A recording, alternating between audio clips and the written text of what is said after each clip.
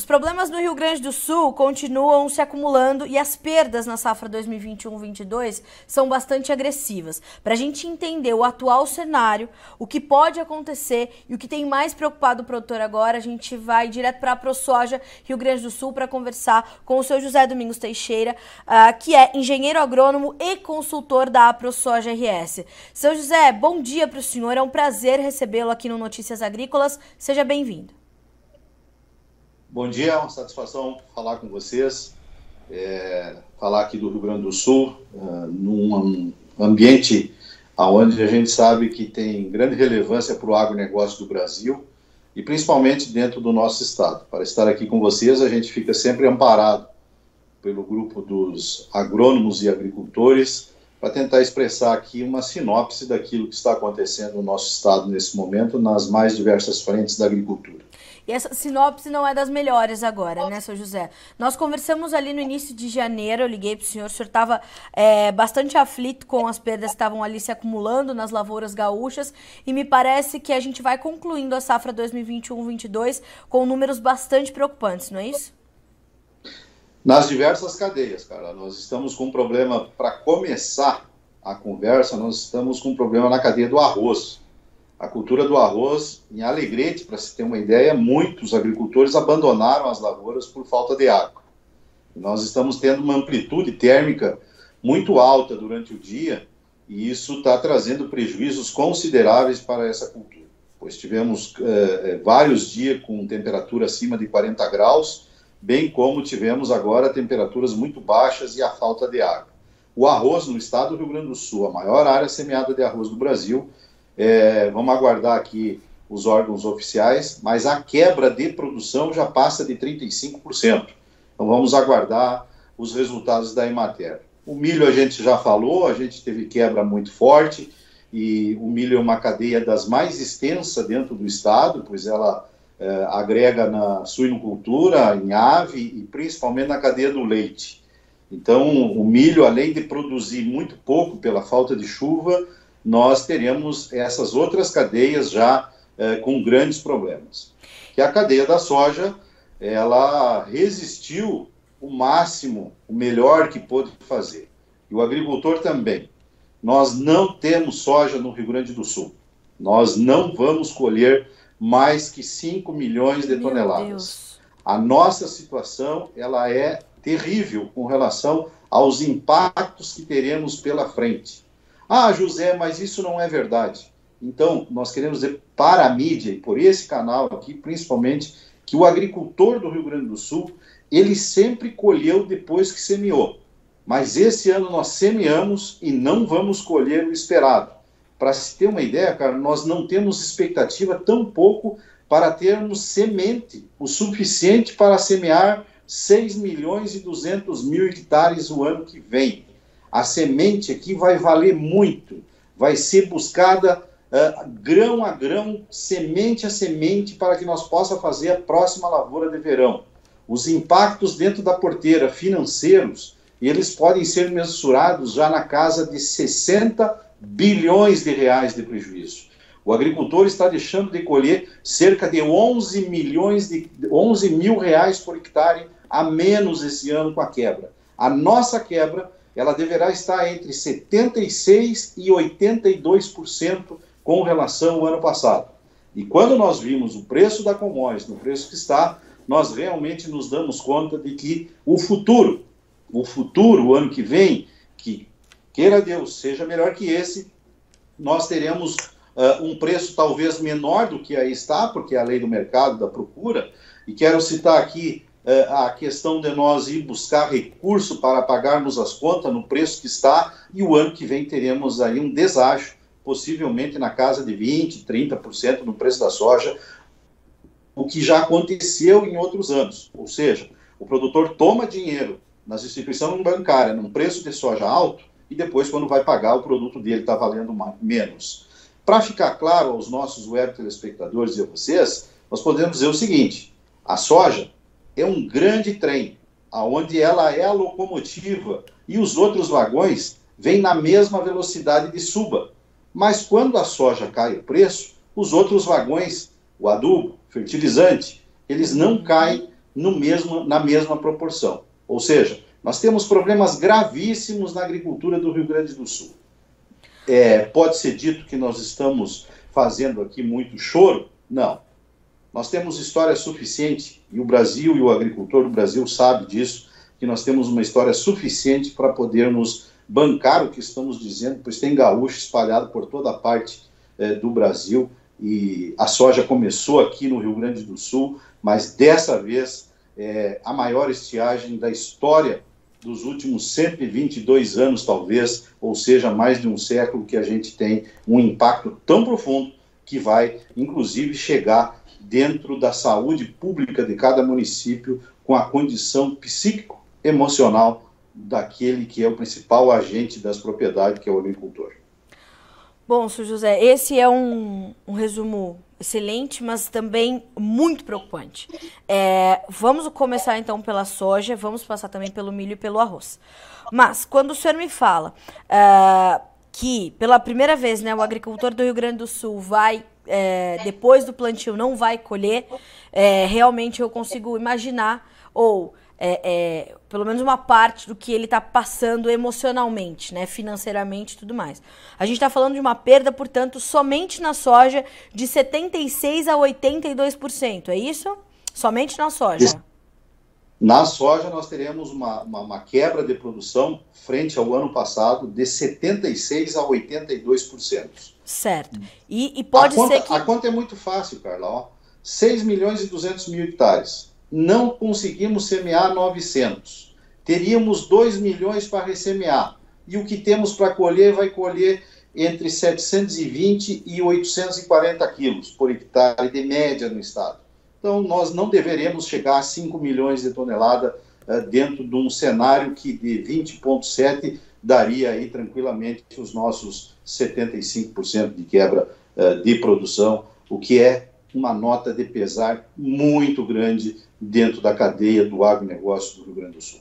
Seu José, trata-se de uma preocupação maior agora com o pós safra 2021-22 do que puder e der para ser colhido, ou a preocupação maior está com a safra 2022-23? Porque eu imagino que mesmo pouco, o produtor do Rio Grande do Sul, que é um produtor mais conservador na venda, ele tem antecipado uma parte da sua comercialização.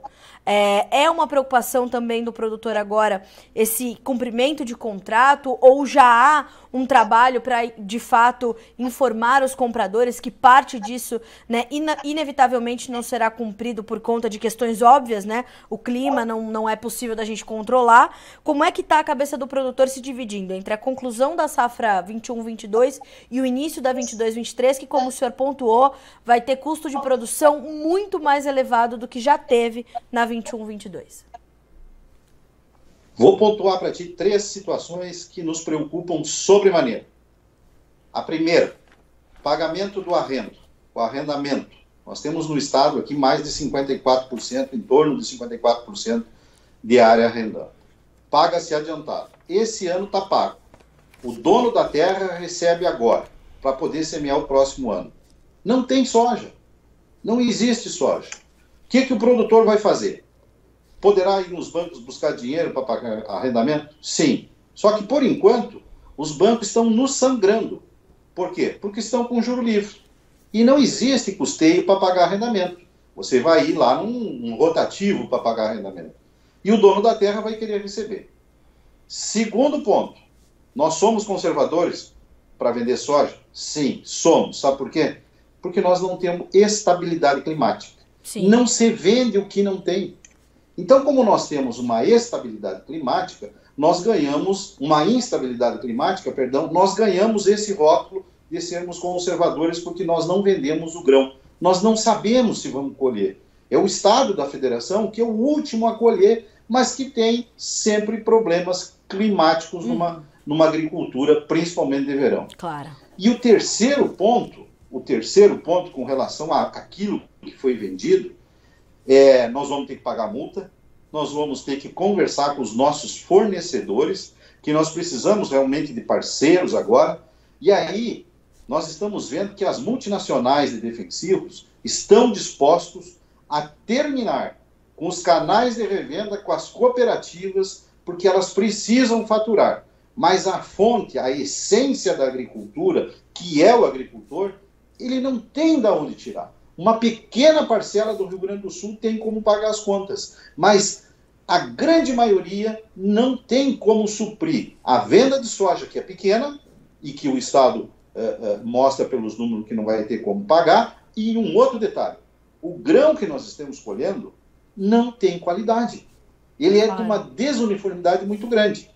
Aí, nós também sabemos que os nossos colegas do Mato Grosso, do Goiás, estão com dificuldade de colher. Então, a agricultura, ela precisa de um seguro forte, normatizado e, principalmente, que estivesse alinhado com as garantias do governo federal e não dos sanguessugas das seguradoras que tanto vêm trabalhando contra o agricultor, principalmente no Rio Grande do Sul. Tá. Seu José, a gente já tem algum percentual de área colhida onde é possível que isso aconteça com a soja aí no Rio Grande do Sul? Tupanciretã é a maior área de soja do estado do Rio Grande do Sul, com 149.100 hectares de área cultivada. Dia 31 de janeiro, 2 agricultores colheram as suas primeiras glebas. Um deles colheu 360 quilos e o outro colheu 423 quilos de soja por hectare. 6 sacos e 7 sacos. Então, os volumes colhidos é daí para baixo. Tá. Tem agricultor no município de Alegrete que colheu 400 hectares e colheu 2,75 sacos por hectare. Ou seja, tem situações que a semente que foi semeada em torno de 65, 80 quilos por hectare não está sendo colhido. Não está sendo colhido. O volume de semente que foi semeado não está sendo colhido. Outro detalhe, tem no Rio Grande do Sul, em números grandes, e nós vamos poder depois comprovar isso que a gente está dizendo, 1 milhão de hectares que não vai ser passada a colhedora. Por quê? Porque não tem grão. Sim. Tá. Seu José, acho que a gente dessa forma consegue arredondar a questão da soja e entender quais serão os próximos passos. Vamos falar agora do milho, porque pelo terceiro ano consecutivo o estado do Rio Grande do Sul perdeu milho na safra de verão. Qual é a situação nesse momento? Qual a perspectiva de safra? Como é que o produtor está se ajeitando diante dessas perdas tão agressivas? O milho, ele aqui tem uma escala do pequeno ao irrigante, do pequeno produtor da agricultura familiar ao irrigante. A agricultura familiar não conseguiu fazer silagem. A agricultura familiar não conseguiu colher milho para entregar em nenhuma unidade. O milho ficou no chão para secar ao sol dentro das pequenas propriedades. O produtor que tem irrigação gastou até 650 milímetros de água via pivô para poder colher um pouco de milho, e isso representou, no final, um custo altíssimo de produção e uma redução da produtividade em torno de 30%. A média dos pivôs aqui do Rio Grande do Sul, com a altíssima tecnologia que tem, não passa de 160 sacos. Nós já colhemos mais de 200, mas nós não tivemos condições. Hoje, nós, o Estado, com 110 mil hectares irrigados, nós temos 85% dos pivôs sem água. E não foi possível fazer a safrinha da soja dentro de um vazio sanitário que nos permitia até 31 de janeiro semearmos. Nós não temos água nesse percentual de pivôs e, portanto, o milho do estado tem uma quebra aí na faixa de 65%, que não é maior graças ao investimento da irrigação, que é, sem dúvida nenhuma, a única coisa que pode ser uma ferramenta para ser usada para, nos momentos de estiagem, ter um pouco de produtividade. O senhor pode repetir, por gentileza, para mim, seu José, o percentual de pivôs que estão sem água nesse momento? 90% de 112 mil hectares que nós temos irrigado no Rio Grande do Sul não tem água nos pivôs e não estão sendo ligados. Os pivôs estão parados, ou seja, são os extintores sem condição de apagar o incêndio. Tá. Inclusive, a gente recebeu aqui algumas imagens de lavouras de soja irrigadas também que sucumbiram justamente por conta dessa falta de água aí para esses pivôs, né? Seu José, essa foi uma realidade muito dura também, né? Até as lavouras irrigadas sofreram agressivamente com essa estiagem, como o senhor falou, é a pior em mais de um século, né? Isso corrobora com o que eu estou te dizendo, porque mesmo as 112 mil hectares não são todas de milho. Elas têm uma rotação com soja, e na soja nós vamos ter pivô que vai produzir 30 sacos, vai ser a glória. Porque a soja tem pivôs que a soja não fechou a entrelinha. Não teve como. Em janeiro, nós tivemos 17 dias com temperatura de solo acima de 35 graus a 10 centímetros de profundidade. Então, não tem planta C3 ou C4, agora falando tecnicamente, que resista a essa temperatura. Não tem. Nós revalidamos tecnologias, buscamos tecnologias, mas ainda assim, a construção de perfil de solo palhada, sem água, os livros vai para o lixo. Com certeza. E o senhor me pontuou uma situação bastante interessante, né? Que é a extensão da cadeia de milho. Então, essa oferta de milho no estado gaúcho vai ser quase nenhuma também, como vai acontecer na soja. E, naturalmente, as cadeias de proteínas animais e de processamento desse milho também estão estranguladas diante desse quadro. Eu vou te dar uma sugestão, e olha o atrevimento. Por favor. Vai na cadeia da suinocultura e de aves e veja quanto que está sendo abatido de recém-nascido, de leitões Sim. e pintinhos, porque não vai ter comida. Sim. O avicultor vai matar os seus pintinhos lá e o suinocultor vai matar os seus leitões porque não vai ter comida. Então ele não vai... Ele está tipo uma colmeia de abelha. E ele só vai deixar dentro da sua granja lá e do seu aviário de acordo com a comida que tiver. E ainda assim, o reflexo da cadeia do milho dentro do estado, ela cai na mesa do nosso povo gaúcho, claro, que vai ter um custo de alimentação muito alto. E aí nós sabemos que Santa Catarina e Rio Grande do Sul são, sem dúvida nenhuma, um dos maiores pilares da fonte de proteína animal que vem do frango e do porco com alimentação de milho.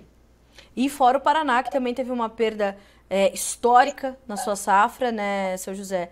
E compõe ainda essas grandes mecas aí da proteína animal aqui no Brasil, né? Quer dizer, o sul do Brasil foi castigado por uma seca devastadora. É devastador o que a gente pode constatar até agora, né?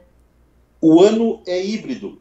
O ano é híbrido na agricultura. E híbrido significa o quê? Não se reproduz. Sim. O ano para nós foi híbrido e nós não teremos como nos reproduzir como agricultores.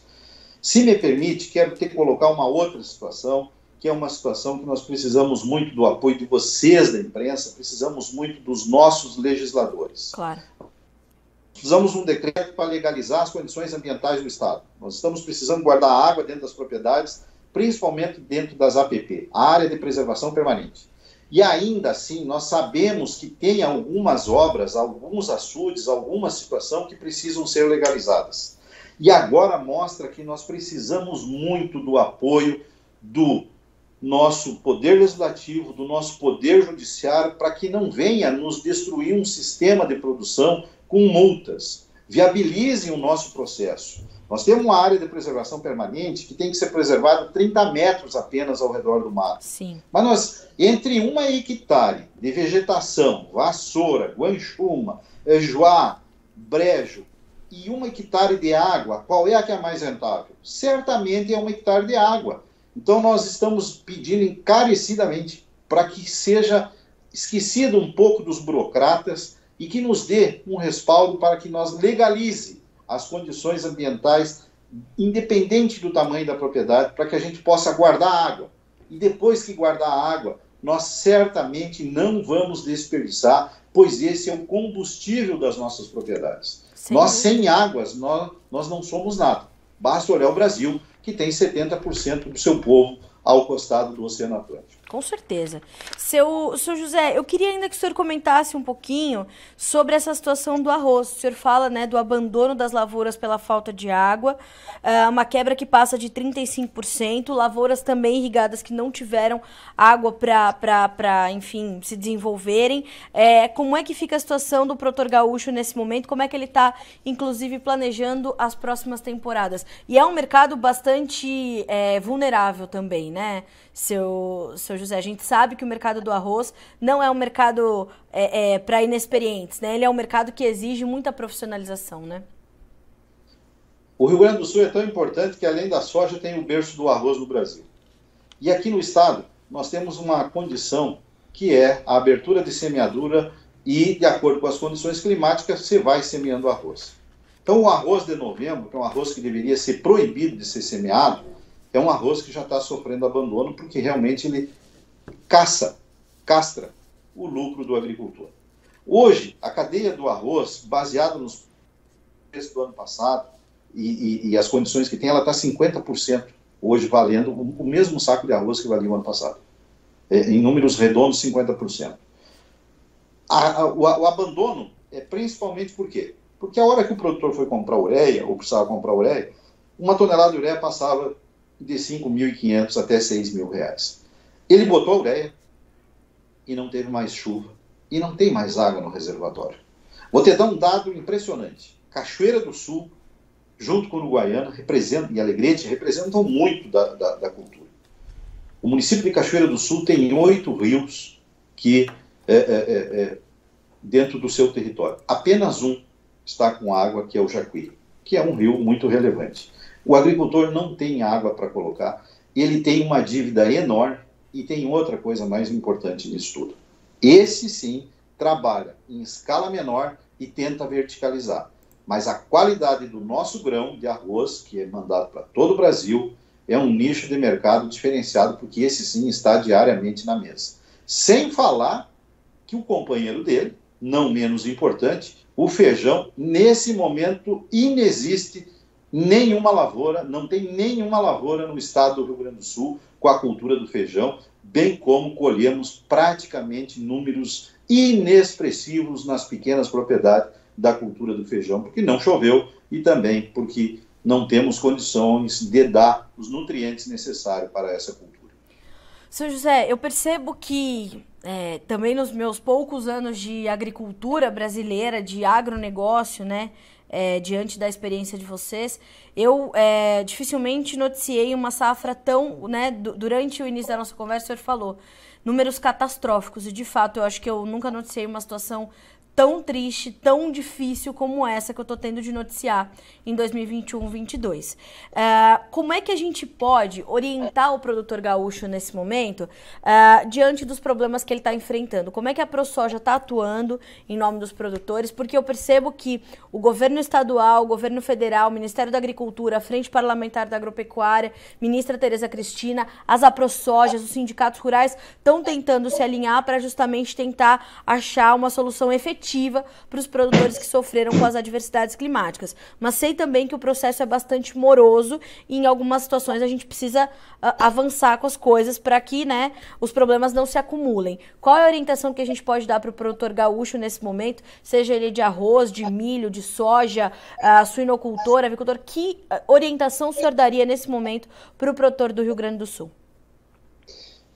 É uma responsabilidade muito grande falar por todos, mas daquilo que eu vivo, a essência que eu tenho da agricultura. Por exemplo, agora eu estou numa propriedade na divisa de Joia com São Miguel das Missões, aqui na Agrocrute, porque agrônomo, assim como eu sou e tantos outros, sentindo o produtor. Vocês do Notícias Agrícolas, a gente pede para vocês que falem realmente a verdade, e a verdade é que tem que prevalecer, e essa verdade é essa, com mais outras verdades de tantos outros agricultores como a que eu te passei aqui. A situação não é boa. Tá? Com relação às entidades e o alinhamento com o governo federal, nós sabemos e entendemos que nós não somos a cereja do bolo como o Rio Grande do Sul. Nós somos 17% da produção de soja do Brasil. Nós somos importantes porque temos 304 mil famílias atingidas pela estiagem. 304 mil famílias que estão no campo sofrendo com a estiagem dos mais de 410 municípios do estado que estão em estado de emergência. O governo, as entidades, eu imagino que vão esperar ver os números da colheita para poder tomar uma decisão. O que o agricultor gaúcho precisa? E agora falo com essência porque escutei vários agricultores desde ontem, quando recebi o convite para estar aqui com vocês, sobre as pautas necessárias.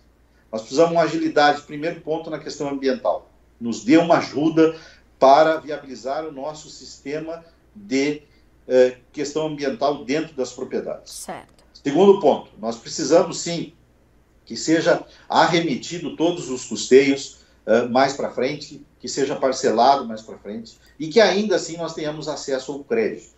Os nossos fornecedores, eles estão dentro das propriedades vendo a nossa realidade. O preço da soja para nós agora é um tiro no pé. Por quê? Porque ele só está valendo o que está valendo porque nós não temos produto. A América do Sul diminui produto. Outra coisa, USDA, relatórios do USDA nos dão números que são contra a nossa condição no sul do Brasil e no centro-oeste, que também não está conseguindo colher por causa da chuva. Certo. Os estoques mundiais vão ser muito baixos.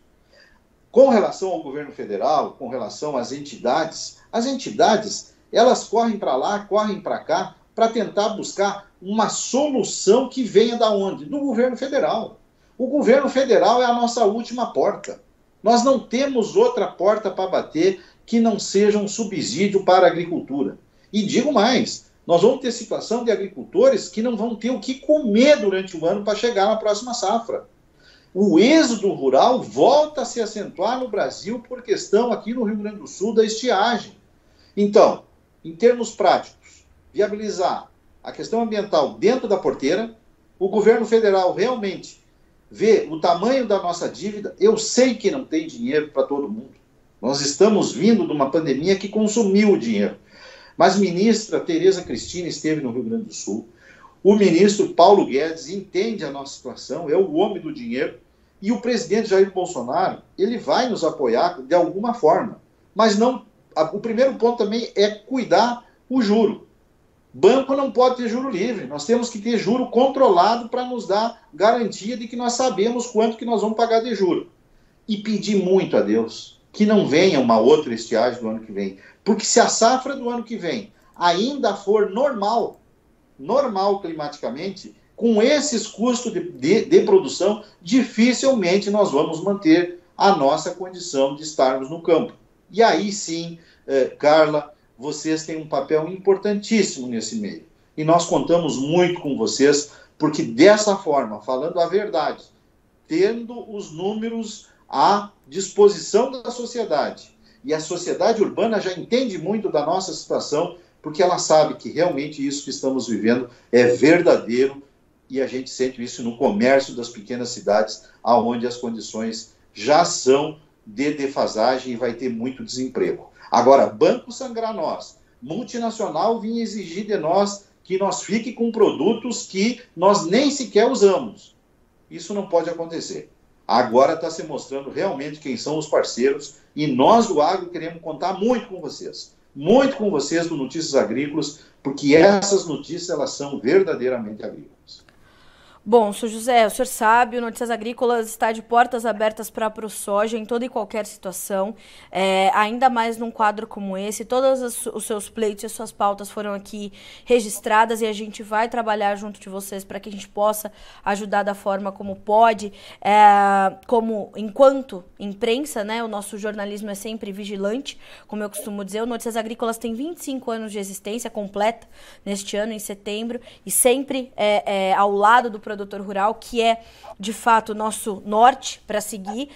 Acabei de conversar com a ProSoja Goiás, na pessoa do seu Joel Haganin. Então, volto a frisar, né? Ontem esteve conosco a ProSoja Mato Grosso. Conte conosco. Aquilo que nós pudermos fazer, faremos. Vamos tratar todos esses pleitos e essas pautas com prioridade zero aqui no Notícias Agrícolas. E eu agradeço demais por o senhor ter, num momento tão turbulento, tirar um tempo para dividir conosco essas informações e a gente poder levar a realidade para o maior número de pessoas possível. Então, muito obrigada mais uma vez, parabéns pelo seu trabalho. Seu José, o senhor sabe o quanto eu lhe admiro, né, como defensor da agricultura, mas principalmente como verdadeiro atuante para, né, tentar mitigar os efeitos de uma situação que nós não podemos controlar. O clima é aquilo que o produtor ainda não pode controlar, seja no Brasil, seja na China, nos Estados Unidos, não importa. Esse é o fator, né, essa variável que ainda o produtor não consegue controlar. Ele consegue mitigar, mas numa situação como essa, não tem muito o que se fazer. E o senhor continua aí também vigilante. Então, muito obrigada mais uma vez e, novamente, coloco Notícias Agrícolas à disposição da agricultura gaúcha. Muito obrigado. Eu estou à frente de algo que é maior que eu. Eu faço parte de um sistema de produção que não tem como mudar a sua rota. O nosso trabalho ele é feito de mãos, mente e coração. Nós não temos outra vocação para desempenhar outras atividades. Nós vamos voltar a crescer, nós vamos arregaçar as mangas e nós vamos seguir fazendo o que sempre fizemos, dentro das condições que nós temos, fazendo o nosso melhor. E vocês podem ter certeza que nós voltaremos a falar ainda de tempos bons e de tempos de grande colheita, pois, afinal de contas, nós já passamos por outras situações onde nossos antepassados e os nossos cabelinhos brancos da agricultura, que aqui ainda estão nos incentivando. Queira Deus que venha chuva para todo o estado, para todo o Brasil, venha sol naqueles lugares que o pessoal precisa colher e que nos respeite. Nós somos agricultores, não de hoje, mas desde sempre. Vamos em frente, porque esse país precisa muito da gente. É isso mesmo. Seu José, muito obrigada mais uma vez. Volte sempre que quiser e puder, e a gente está aqui ao lado de vocês sempre. Um abraço para o senhor, bom trabalho. Obrigado. Conosco, portanto, o consultor da AproSoja Rio Grande do Sul e engenheiro agrônomo, seu José Domingos Teixeira, trazendo números bastante preocupantes e desoladores, né? A gente está falando de uma safra de soja no Rio Grande do Sul, que é um dos maiores estados produtores deste produto no Brasil, podendo colher, se chegar a 5 milhões de toneladas na avaliação da AproSoja e do seu banco de engenheiros agrônomos. Antes da gente começar a entrevista, o seu José deixou isso bem claro. Falou: Carla, os números que eu vou trazer aqui são duros, mas estão apoiados numa série de profissionais que estão fazendo esses levantamentos. Então a gente está falando de uma quebra na soja de 76% a 82% em relação à safra anterior, uma quebra no milho que passa de 65%, uma quebra no arroz que passa de 35%, todo o agronegócio gaúcho, de forma geral, está completamente fragilizado neste momento e muito aflito diante dos compromissos que tem que cumprir para concluir a safra 2021-22 e os que tem que firmar para fazer a safra 2022-23. Nós estamos aqui monitorando tudo e os números estão detalhados, a gente vai deixar tudo muito claro aqui nessa entrevista com o senhor José Domingos Teixeira, volto a frisar, engenheiro agrônomo e consultor da AproSoja Rio Grande do Sul. A gente fica por aqui com este boletim, mas segue a nossa programação. Notícias Agrícolas, 25 anos ao lado do produtor rural. Se inscreva em nossas mídias sociais. No Facebook, Notícias Agrícolas. No Instagram, @Notícias Agrícolas. E em nosso Twitter, @Norteagri. E para não perder nenhum vídeo, não se esqueça de nos acompanhar no YouTube e na Twitch, Notícias Agrícolas Oficial.